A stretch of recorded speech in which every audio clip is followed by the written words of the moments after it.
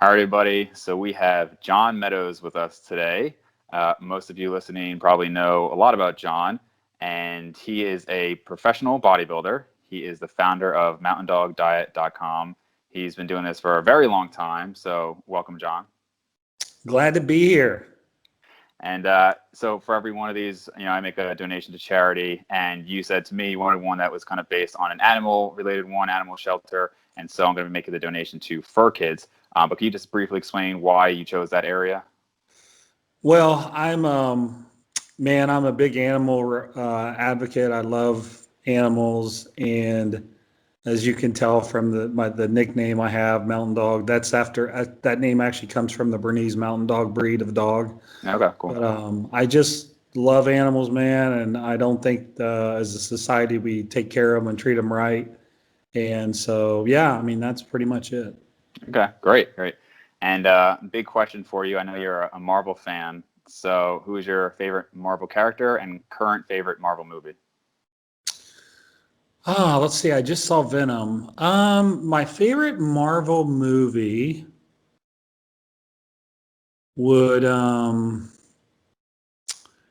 probably be the last Avengers. I mean, it Yeah. had Thanos in it. I was a very, very big fan of that arc for many, many years. I had the graphic novel many, many years ago, and I was talking about Thanos, and I was saying that Marvel, they're missing the boat. They're not doing one of the best stories of all time. And here we are many years later, Yeah. and the whole build up was toward the Thanos theme. So I've always been a big fan of Thanos and Galactus. Galactus would be my other favorite, Okay. which by the way was the most disappointing Marvel movie, was the original Fantastic Four, where Yeah. I know it gets hate on so much. I didn't personally hate it, but I know it does get a ton of hate. the reason why I hated on it is because their portrayal of Galactus. Like, you didn't really get to learn anything about him. He just came at the end. All you saw was a cloud. Right. And Galactus was an awesome story. The Thanos and the Galactus stories are the two best Marvel stories. My favorite. So those are the two. Those cosmic powered villains I kind of like. Yeah, cool. So, I like to get a little bit of people's backgrounds, and we know you've been doing this for a very long time, but could you kind of just like break down the John Meadows story? How did that passion for bodybuilding really get ignited? Well, it started at a very young age, and I did my first competition in 1985, and I was born in 1972, so it didn't take me long to start competing. I just looked at magazines basically, and I was a pro wrestling fan, so I used Hmm. to go to the grocery store and sit on the floor and look at the pro wrestling magazines. Like, I see the Road Warriors and all these guys from back in the day. But the bodybuilding magazine specifically was Muscle and Fitness back then, was right next to the pro wrestling magazines. So Hmm. one day I just said, "Hey man, that looks kind of cool." So I picked up a Muscle and Fitness and I looked at it, and there was Lee Haney, there was some of the guys from back then, and I just really liked that look. I thought, for some reason at that young age, it really clicked with me. I thought, man, I'd really love to look like that. So I started learning about working out, and the thing was I already had a really, really high work ethic. In gym class, I was trying to do the most push-ups and sit-ups. Hmm.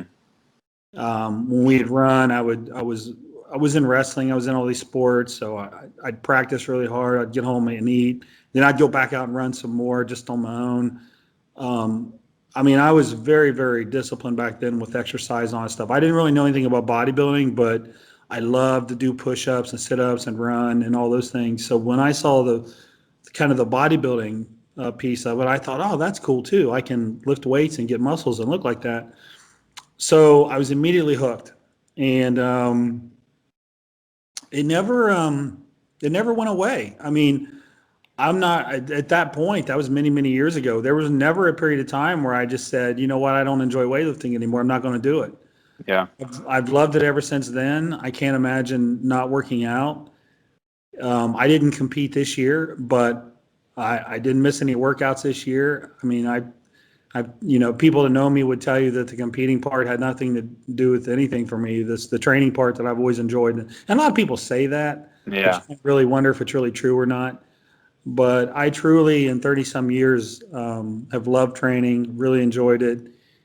Competing or not competing, I don't care. I just love to train. Awesome. And something that I think, I know just because I've followed your work for a while, so you talk about it in a few articles, but I think some people newer to your work might not know is you had your colon removed. And obviously, nutrition and all that is a huge part. And we talk about gut health a lot in this field. I think it's becoming more and more popular. So how did that happen, and how has it affected your bodybuilding?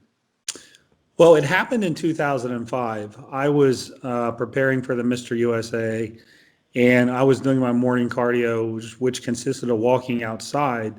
And I started getting these really sharp stabbing pains in my stomach. And I didn't know what they were, but they got worse. They got worse and worse and worse.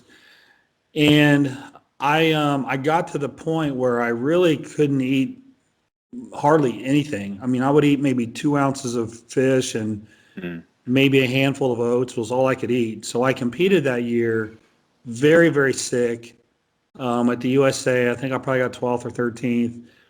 And I thought it's just stress related. When I get home, this is all going to go away. Yeah. So I got on the airplane, I got home, and I remember thinking, okay, I'm going to wake up tomorrow, I'm going to feel better. Well, I woke up and I had to, my wife actually had to take me to the doctor. She was like, this is bad. Like, your face is pale. And, I normally have this red face. And so she was like, we're going to see the doctor. And, my doctor's Dr. Serrano. I'm not sure if you're familiar with him or not, but he's I am, yeah. Awesome dude, extremely knowledgeable. So Serrano, when I walked in the office, he looked at the nurse and said, call the ambulance right now. He didn't even say anything to me. So the ambulance came and they took me, and I got to the hospital, and that began all the diagnosis. And they were not helpful at all. They said I had constipation, and I said, that can't be. I haven't been eating. And they basically gave me some, they said, well, you're having an ulcer attack. And I have a little bit of a medical background. And I was like, I don't think so. Like, none of the symptoms I have match, or not ulcer, I meant to say colitis. None of the symptoms I have match colitis at all. Maybe some kind of ischemic colitis, but definitely not any kind of ulcerative colitis. So I kept telling them that. I kept telling them that over and over, and they kept saying, you're going to be fine. They gave me Azicol and all this stuff that's supposed to help with, and none of that worked. Not even, I couldn't even tell I took anything. So I went home. I had to go back again, and I went home, and I had to go back again, and this is all happening like day after day. And then the third day, my wife was very adamant. She's like, he's not leaving this hospital until you guys figure out what's wrong with him. And then to keep it clean and not get too gross, I started losing a lot of blood. Yeah. And the nurse was like, wow, maybe this is a big deal. And she took off running. I remember next thing I know, they were wheeling me as fast as they could into emergency surgery. And they did the emergency surgeries. And so that began the second round of what really happened to me, because at that point, we didn't have any answers. So they were doing batteries of blood work. I remember them coming and taking like 15, 20 vials of those tubes. Yeah. Like every 6 hours, it would seem like. They just kept taking more and more blood. And I remember getting a transesophageal electrocardiogram, I think it's called, where they stick the camera down your throat. And they stuck the camera in my hip. Oh, no, his digestive system looks like an 18-year-old. I remember them specifically telling me that. So they tried all these things, and the end result was we don't know what happened to him. But they sent a tissue biopsy of my colon to the Mayo Clinic.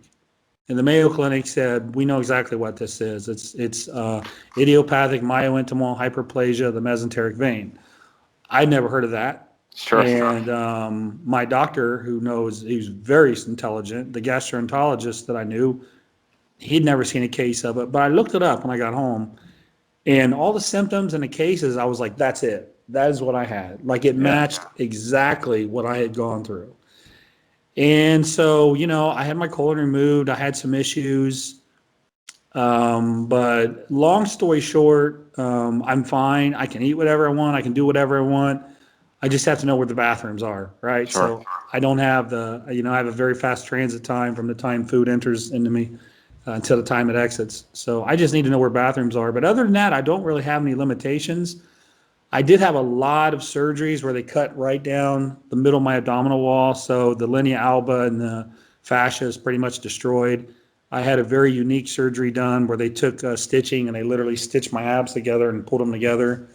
It was so bad I had diastasis recti, really bad. So the surgeon pulled my abs together, and so my abs are kind of held together by stitching now. So they're still to this day not real strong. Yeah. They don't look real good. If you look at pictures of me now versus before the surgeries, you can definitely see the difference where they looked better before. But hey, man, I'm alive and it's all good now, and I can, like I said, I can pretty much do whatever I want. Awesome. Yeah, and I think that just shows your dedication to this. That not only did you still do that competition with that stuff going on, but you didn't let this deter you from your bodybuilding dreams in general.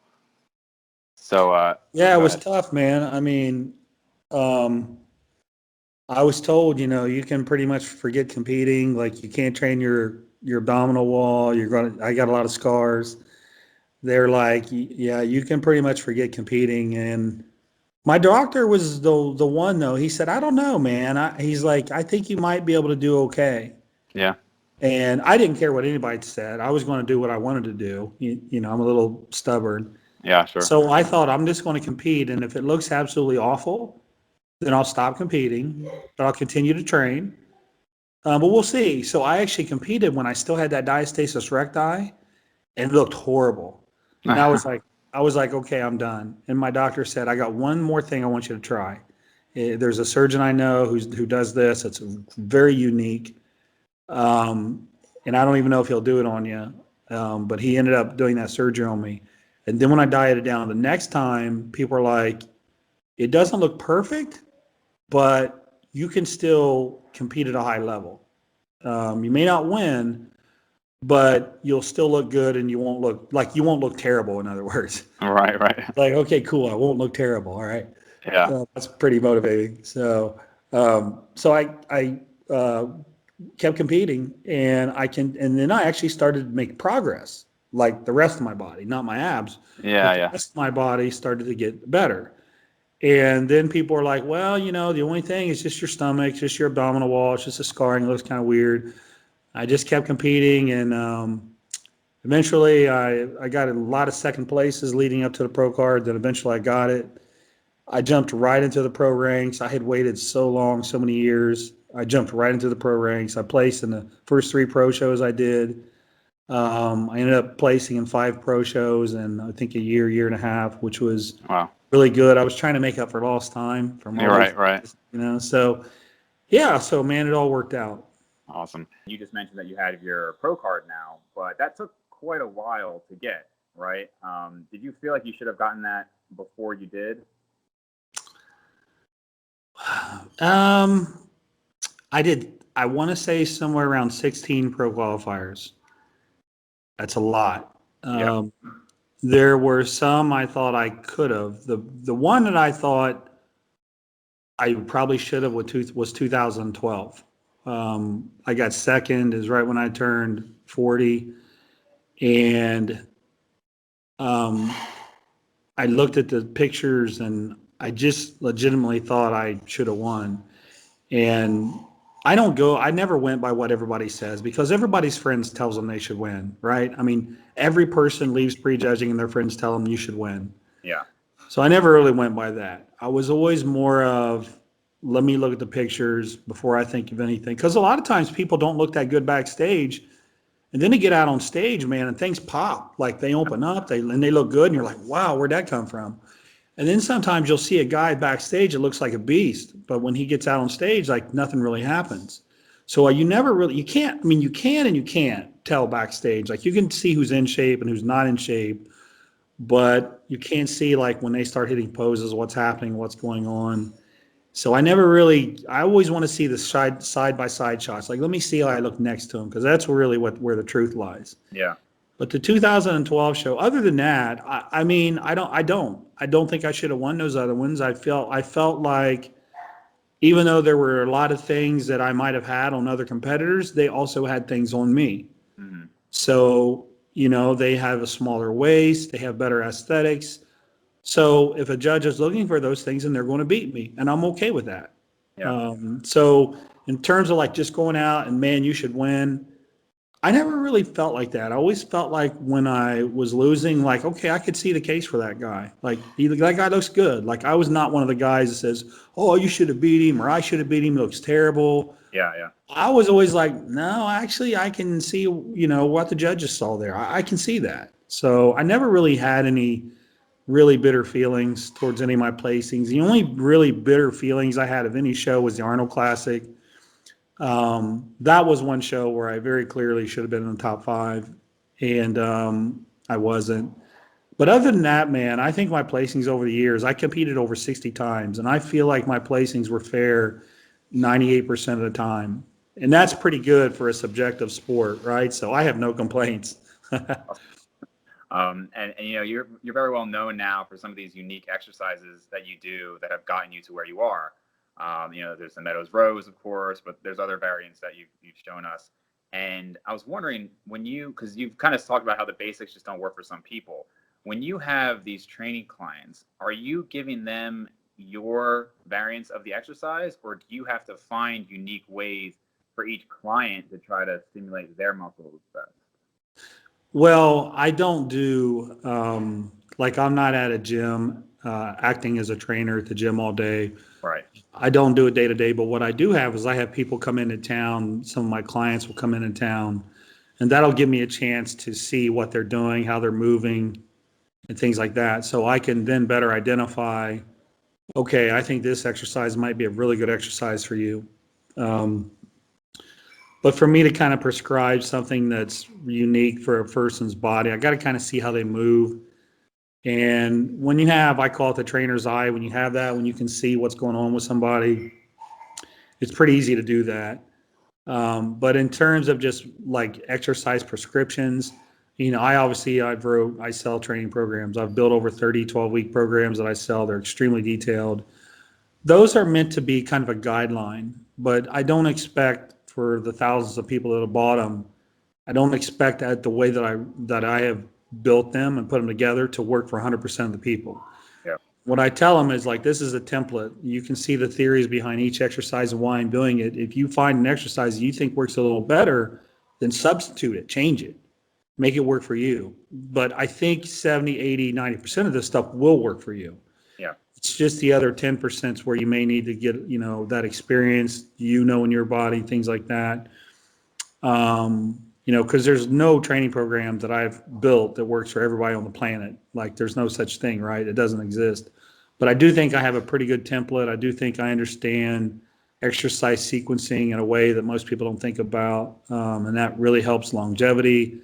It helps a number of things. But yeah, to directly answer your question, it's more of when somebody comes to see me, then I can see, hey, you know what? You might want to do this with this angle or that angle. Gotcha. And I'm glad you brought up how it's just kind of a template, because I actually, in 2012, I tried the intermediate routine that you had posted on T Nation, or like the intermediate. Oh, yeah. Yeah. And that was actually one of my first introductions to you. And now, and for everybody listening, I have a lot of respect for John, so this isn't meant to be a negative, but I actually was one of those people who didn't seem to respond too great to it. And I don't know if it was the volume. I don't really know what it was, but my question was for people who maybe, they're in the 10 or 20% that it doesn't work so well for, what's their next step? So where can they go from there to modify it for themselves? Yeah, it kind of depends on what the issue was. Some people say the volume is too much. Some people say the volume is too little. Yeah. Some people have trouble executing an exercise correctly. And when I see it, like someone will say, that exercise doesn't work for me. And I'll say, send a video, like do it on your Instagram story and tag me in the video so I can see you doing it. So then I'll see them. I'm like, oh, I can see why it's not working for you. You're not doing it correctly. Yeah. So there's a lot of people though that, their CNS may not be able to handle the stress that I put on people's bodies. Maybe the volume is too much. And then some people, again, they'll say, oh, I need more volume. I had a message yesterday from a guy saying, your chest workouts, I need more volume. And man, I think they're pretty intense, but this guy says they're not hard enough, or he needs to do more sets, I guess you should say. So I think it depends, to answer your question, depends on what you feel the problem is. Is it that you're not feeling exercises? Are you training the exercise, you're not getting a pump or whatever? Or is it you feel fatigued, like you're not recovered until the next workout? Or you just don't even feel like you're stressing the muscle enough? I think you got to be able to answer those questions. And if it's, for example, a volume question, like you feel like it's too hard, you're doing too much, then I would say, okay, let's pull back on some of the sets. Instead of doing where I say 4 sets, do 3. When I say 3, just do 2. Or if I say take this set to failure, these 3 sets total to failure, then maybe only take one of those to failure. So I can kind of adjust. If it's exercises, I can't feel this, I can't feel that. I look at their video and their video looks good, then I'll say, okay, then let's change this exercise. Let's swap this out for something else. So I think it boils down to what's really driving the lack of results. Okay. And if I had to give you one answer on why most people don't get the results, I would say it's more of a factor of their nutrition than I would their training. Not always, certainly not always. But when I really dig into what people are doing, many times they don't pay attention to their nutrition as much as they should. And my training programs are not easy. They're very hard, and they're meant to be hard. So there's a certain level of nutrition that has to be paired with that. I hear there's people who kind of are looked at as nutrition experts and training experts, and I always felt like you can't be, to be really good, you got to, in this sport anyway, you got to be both. Mm-hmm. The nutrition has to complement the kind of training you're doing, and vice versa. You can't be eating kind of a low performance type diet and expect high performance in the gym, or you can't be eating all these calories and then not even training hard enough to even create any stress to your body, create any adaptations, right? So I always felt like that was, most of the time, not always, but most of the time, I always felt like that was one of the issues, was just people didn't really have it together on their diets. Gotcha. Okay. And, you talk about the intensity of the training, and I know you're friends with Scott Stevenson, and I've talked with him for years, a great guy. You and him both incorporate a lot of intensity techniques beyond just straight sets. Yeah. And, we see some of these studies, and I know how you feel about people who quote too many studies, but we see some of these studies that they'll say, well, you always need full range of motion, or, it should always be like this long of rest or something. So why do you think there's that discrepancy between maybe what these studies say and what the guys like you and Scott and most really big guys, they're usually often using some sort of intensity techniques that It's a great question, man. It's a great question. And first of all, you have to look at what Scott or I are suggesting. When I say I'd like to use high intensity techniques, I'm only going to do that probably on the last exercise, or the last set of an exercise. And I'm probably only going to do that on 2, maybe 3 exercises. So in the course of the workout, I'm probably only going to do one of those 2 to 3 times. So people will see that and they're like, oh, you can't train like that. You can't do all your workout like that. And we're like, well, it's not my whole workout. That's actually only 2 or 3 of the 16 sets I did. Right. The other sets are more straight sets. So first of all, I always tell people that, because a lot of people will see a video of something I'm doing or Scotty's doing, and they'll be like, oh, that's crazy. That's too much. You can't do all your sets like that. I'm like, no, that's not how all the sets are. Right. I'm just showing you the really fun, cool one. Yeah. Kind of like your pancakes on Instagram. That's not everything you're eating, right? Yeah. Well, yeah, I have 1 pancake in the morning, probably 3 times a week. So I have probably 3 pancakes during the week, but people think I'm eating plates and plates and plates of pancakes all the time. Right. The studies are interesting, but and what I do and what Scotty does is interesting. But at the end of the day, you just kind of got to find out what works for you. There's a lot of contention. I'm friends with a lot of PhDs, a lot of scientists. I just came back from presenting. Scotty and I actually just presented at the Swiss Symposium, which is the highest collection. I mean, that's the best of the best there, and you will find the best scientists there. And these guys will tell you, yeah, this is what these 6 people showed, but there's such a variance. In this study, this guy responded awesome to this many sets. This guy didn't. There's so much the law of the principle of individuality is the main thing here. There's such a interdependency on so many different factors for people, genetically, how they respond to a diet, how they respond to training. So it's really hard to say things in black and white. I can't sit here and in good conscience say you need to do 16 sets for your chest a week, or 10 or 20. I don't know. Maybe it's 10, maybe it's 20. I don't know. Maybe it's 16 for now and go hard, but then it's only do that for 4 weeks and then pull back on volume because your body adapts and changes. So those are the things you gotta kind of have to think about. And people will see a study and they'll think it's black and white. Okay, well, this study said that I need to do 10 reps, 10 sets or whatever. And that's what they do. And it might work great at first and then it doesn't work anymore. Okay, now what do? You want to go find another study and do that? Or how you going to adjust? And that's the thing. This is the thing about bodybuilding. This is the thing about training, is you have to learn how to adjust. So if you don't know how to adjust, you'll never get anywhere. Because we all hit roadblocks. And no matter what you're doing, no matter how good it is or how smart it is, it eventually will quit working. And you'll have to figure out, okay, now what do I do? And there's no study that can teach you that. Yeah. That's where it gets real interesting. And that's where you separate kind of the elite minds to the people who don't really know what they're doing, who are just working off a piece of paper. So I don't know, man. I think the studies are great to kind of, I look at a study as it's an answer to a series of questions, giving a certain set of circumstances, but then that leads to even more questions. And those questions lead to even more questions. So it's very fascinating. I try to follow everything as close as I can. Dr. Serrano sends me 2 or 3 studies every single day to look at. Yeah. And so I've kind of got my eye on the pulse of what's going on out there in the scientific community, but I never forget my roots, and that's learning how to adapt or to change your training program based on what's happening, because that's where the real magic is. Awesome. And yeah, I've seen you talk before about how, just because there's not a study supporting something yet, or we don't have a ton of studies, doesn't mean we should just discard it.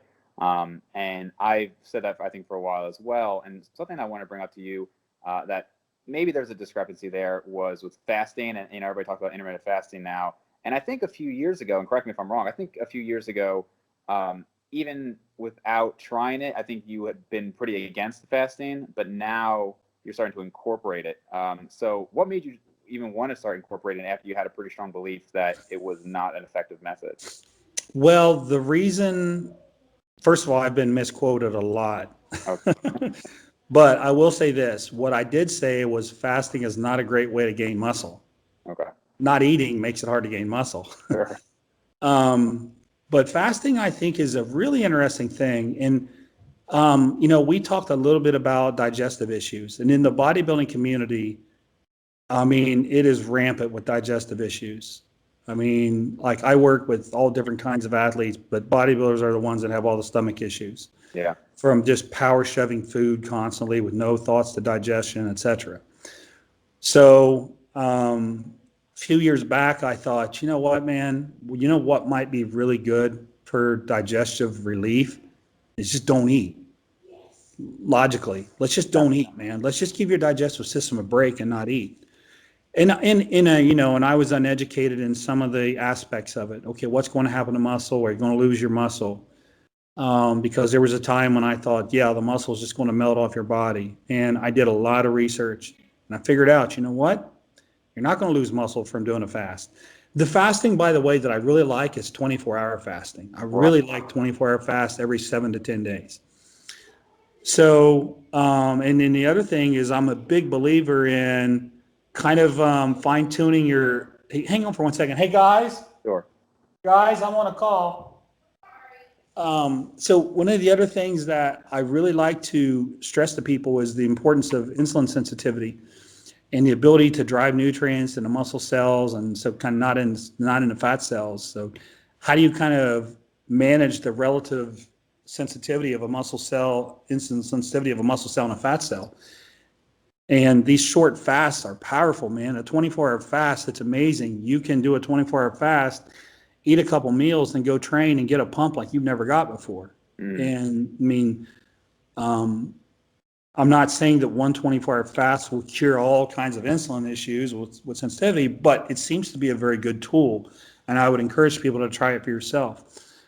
I thought about, well, what's going to get used for energy? Is it going to be protein? And am I going to, burn up amino acids? Well, no, you're going to burn carbohydrates, probably glucose for maybe 24 hours, and maybe dip into some fat, burn it.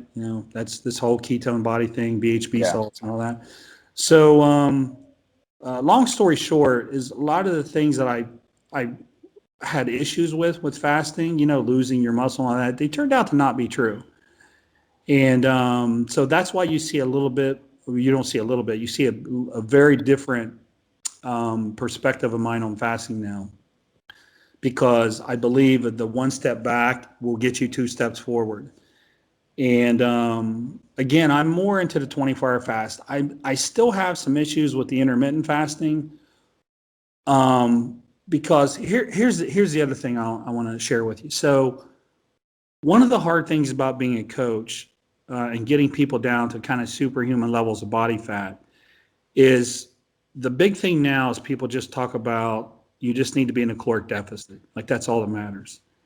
And yeah, it does matter. But that is a lot of the people in the scientific community say that's all that matters. You just keep pushing calories down. But there's a point where you do that where it's no man's land. Like it's the point of no return. There's no calories left to take out. Right. The metabolic rate slows down so much, there's nothing more you can do except literally starve someone. So here's the beauty of fasting. When you don't eat, your metabolic rate doesn't slow down. You actually secrete a little bit more adrenal hormones, and your total energy expenditure actually goes up a little. Adrenaline, noradrenaline, those things actually you might get a little bit of a lift. How much of a lift? And maybe it's small, but what we know is your metabolic rate isn't going down. So if you work that into someone's diet, if you think about it, okay, the fact that they're not eating for this day, let's say they're eating 3,000 calories. Let's say somebody ate 3,000 calories a day, so that's 21,000 calories for the week. Well, if you had their calories as low as they could go, that's obviously not that low, but just roll with me here on the numbers. Mm-hmm. So if you didn't want to take their calories down any lower and you put in a 24-hour fast on one of those days, now you just took them down to 18,000 calories and you didn't slow down their metabolic rate. Those other 6 days, you kept their calories up. You created the deficit by the 1 day of fasting. So they're still in a deficit without lowering their metabolic rate. I've been doing this with clients for a little over a year now, and it works awesome.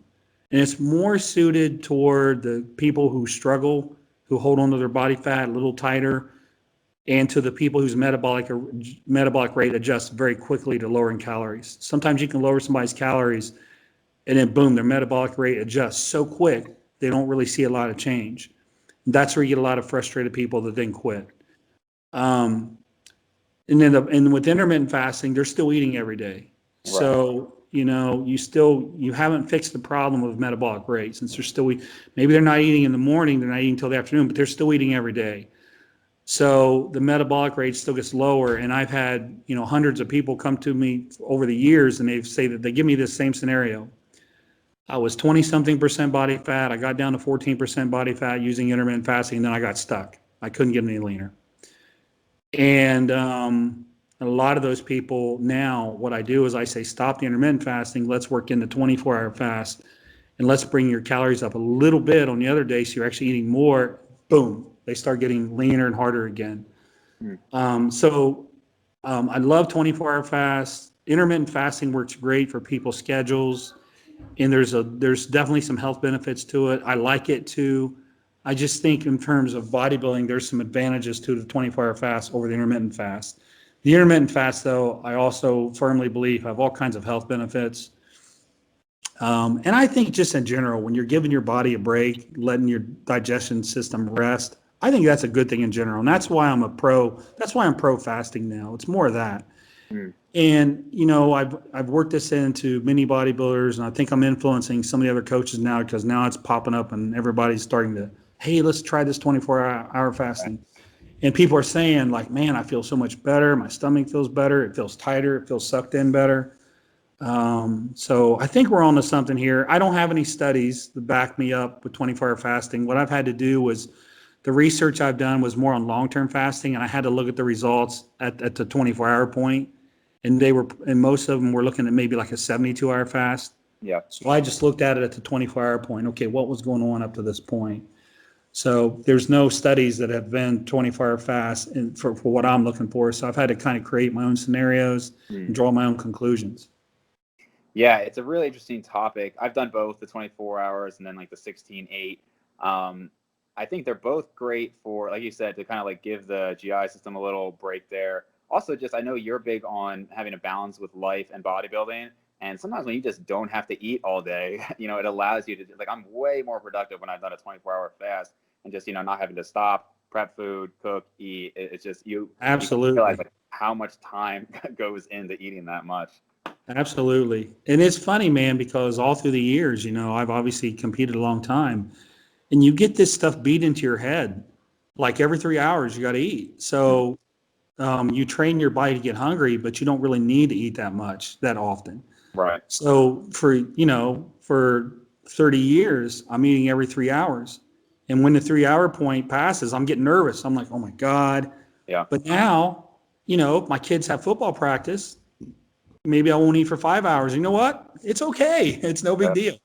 So, and you know what? I didn't lose any muscle. I'll just, make the calories up somewhere else. It's not a big deal. So you're 100% right. Just living life is so much better, man. In a lot of ways, I feel like I got let out of prison, right? Yeah, right, right. So, No, no way. I was kind of yeah, a freak about it in high school, and yeah, if we were driving in the car and I knew it would be like 3.5 hours by the time I got my food, I'd start freaking out. I'd be like, "We got to get somewhere fast." It was ridiculous. Stress response, I'm sure, was way worse than not eating the calories. you So. got to pull into Wendy's and get a grilled chicken sandwich, throw the bread out, and then just eat the piece of chicken, right? Right, right. So, No, not a Baconator, Alex. But those things are, those baconators are good. Baconators are good. Yeah, I haven't had one in a while, but they are good. I think if I'm making it to Wendy's, I might go with the Baconator at this point. Yeah. So, Want I to like say hi real quick? see. Hello, Hello. What was the name? Alexander. How you doing, man? Good. All right, get back to work. Bye. So I like to kind of end on an actionable step for people, and I actually had somebody who follows along ask a question that they wanted me to ask you. So I just want to make sure I got it right here. So this is from Charlie Cooper. He said, intermediate lifter, his goal is size. He said, knowing the importance of volume for hypertrophy, what is your opinion of including specific strength phases in his training in order to handle higher volumes, and how would you program it? So basically, would you ever have a purely strength phase so that you can do more with the hypertrophy work? Well, that's a great question, Charlie. And if you look at how a lot of athletes have built their programs, they start with this higher volume, right? And it's lower intensity. And they increase the intensity and lower the volume into this peaking phase. And that's kind of how athletes tailor their training programs. That's how they build their blocks. And for what I do, that's not necessarily the best route. Sometimes it works well, sometimes it doesn't. I don't really separate strength and hypertrophy blocks. I have an exercise that I'm a little bit more focused in on strength. And that's usually the second exercise I do. And then the third exercise I do is a little bit more focused on higher reps and higher volumes and things like that. What I would say is you should always have some component of your program where you're trying to get stronger. That should never be taken out.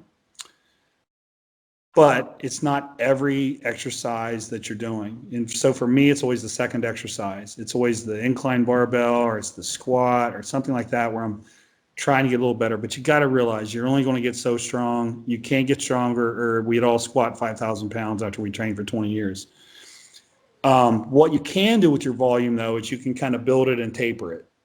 And I do like to do that. So there'll always be a strength component as part of the workout, but the actual volume itself, I build up and then I deload and I start low and I build up again. So it looks like waves. The volume does this, then it goes down, then the volume does that. So my volume is always waving. It builds up and then it goes down. But I never forget the importance of strength. I've always got repetition numbers. Like let's say it's 6 reps on that second exercise. I want you to use the heaviest weight you can to get 6 reps with good form. So if you're truly following that, then you're trying to get stronger in the 6 rep range. Maybe it's 8 reps, but it's always about anywhere from 5 to 8 reps, and it's getting the most reps you can. That rep, whether it's 5, 6, 7, or 8, it's hitting that number with the heaviest weight you can while maintaining good form. I'm a big believer in perfect execution and form, particularly on compound movements where the risk is that you'll get injured. The risk you'll notice is certainly a lot higher. So I would tell Charlie, don't ever think that you're not training for strength. Always keep that in, but the volume, build it up, taper it down, build it up and taper it down. Awesome. Great answer. Very comprehensive. So, John, thank you so much for talking with us today. It's very obvious how passionate you are about these topics. And if people want to find more about you, you're on Instagram, you're on YouTube, you have MountainDog Diet. Anywhere else people can find your work? That's the main places, MountainDog 1 on Instagram and MountainDog 1 on YouTube, which I've been really working hard lately on. Mm-hmm. And the training programs and my membership websites all on MountainDogDiet.com. So thank you very much. Awesome. Thanks again, John. Yes, sir.